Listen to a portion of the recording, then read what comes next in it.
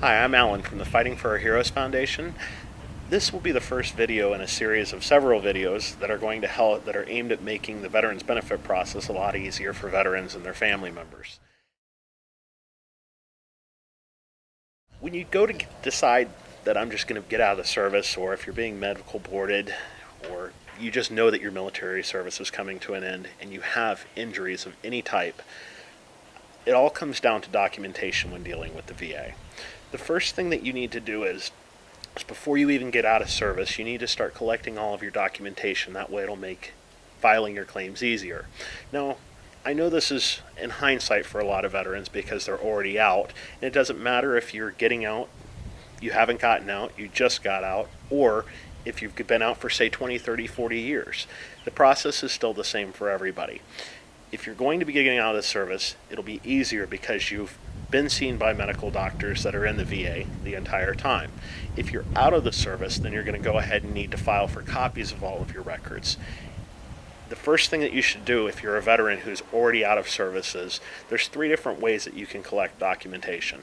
The first would be to download and complete a standard form 180. It's called SF-180.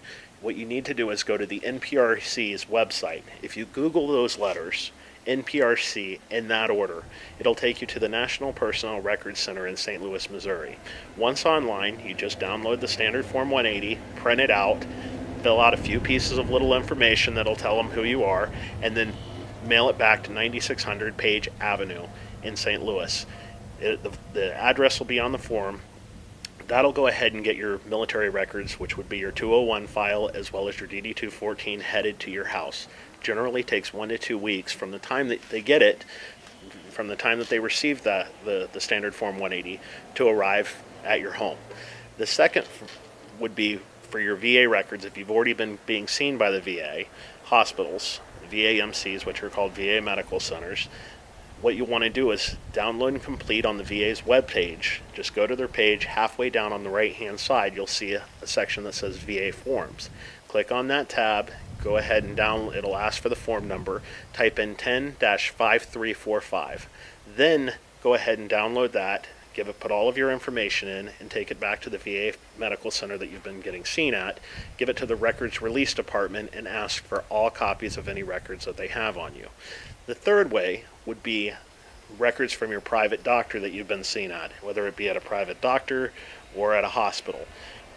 The VA will submit for those records once you file your claim, but the problem is there's a law called the Duty to Assist law, and that kind of ties the VA's hands behind their back because they'll submit a request for it, and then the doctor or hospital usually charges $1 to $2 per page for each record, each page that they have on you record-wise. Problem is that the VA can't pay $1 to $2 per page for each page of that, and these records could be 100, 200, up to 1,000 pages worth of medical documents.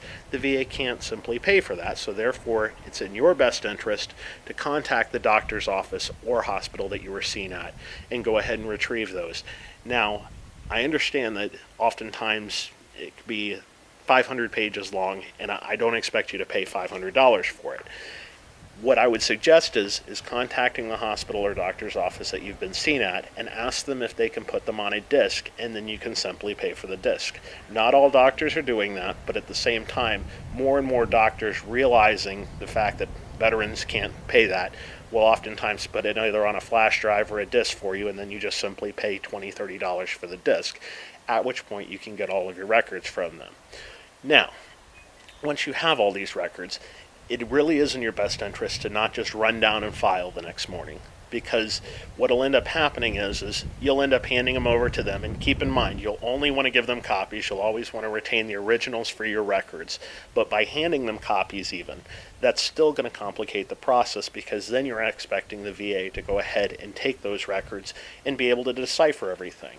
Well, seeing as these are your medical records, they pertain to you, you know what your injuries are, and you know pretty much by looking at those documents when you were treated and where and what was said. I suggest that you take the records, you get a yellow highlighter pen, and you just highlight the important parts of it. Anything that's going to help you prove that a service connection exists and that the injury was related in some way to your military service.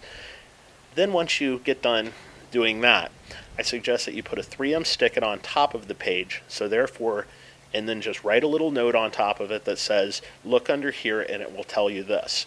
That way, when the VA employee at the VA regional office is going through your records, they can go ahead and just start looking. They'll recognize pretty quickly that they're looking for the little 3M stickets. They can look at them, look underneath, and it'll go ahead and show what the injuries are, and you can stress your point to them. One of the biggest problems that I have with veterans on a regular basis is they give all of the documentation over to the VA, but then on top of it, then the VA looks at it, and it could be 6 months to a year for them to be able to figure out what's going on. By you doing all these things, it'll go ahead and make it a lot simpler for them to see that it is service connection and the severity. Then, once all of that is done, then go on to either a veteran service officer or go to a county rep and go ahead and file your claims. We'll be explaining that in the second video. All right, thank you.